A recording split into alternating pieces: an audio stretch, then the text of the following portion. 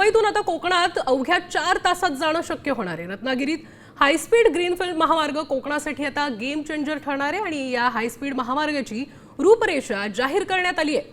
41 बोगदे, 51 मोठे ब्रिज आणि 68 ओव्हरपास या महामार्गावर असणार आहेत। 376 किलोमीटर लांबीचा हा महामार्ग असणार असून 68,720 कोटी खर्चून हा महामार्ग तयार होणार आहे।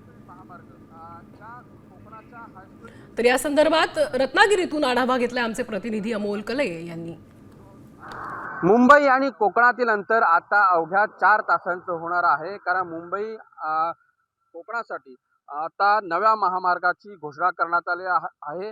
ग्रीनफील्ड हायवे हा असणार आहे आणि कोकणासाठी हा हायवे हा हायस्पीड असणार आहे आणि कोकणासाठी ग्रीनफील्ड महामार्ग हा कोकणासाठी गेम चेंजर असणार आहे। या कोकणाच्या हायस्पीड ग्रीनफील्डची महामार्गाची रूपरेषा देखील जाहीर झालेली आहे। या महामार्गावरती 41 बोगदे असणार आहेत, 51 मोठे ब्रिज असणार आहेत आणि 68 ओव्हरपास असणार आहेत। त्याचबरोबर हायस्पीड ग्रीनफील्ड महामार्गावर हा महामार्ग जो आहे तो 376 किलोमीटर लांबीचा असणार आहे आणि यासाठी 68,720 कोटी रुपये खर्च अशी तरतूद या महामार्गासाठी करण्यात आलेली आहे। या हायस्पीड महामार्गासाठी 6 मार्गिका आणि 100 मीटर रुंदीचा हा महामार्ग असणार आहे।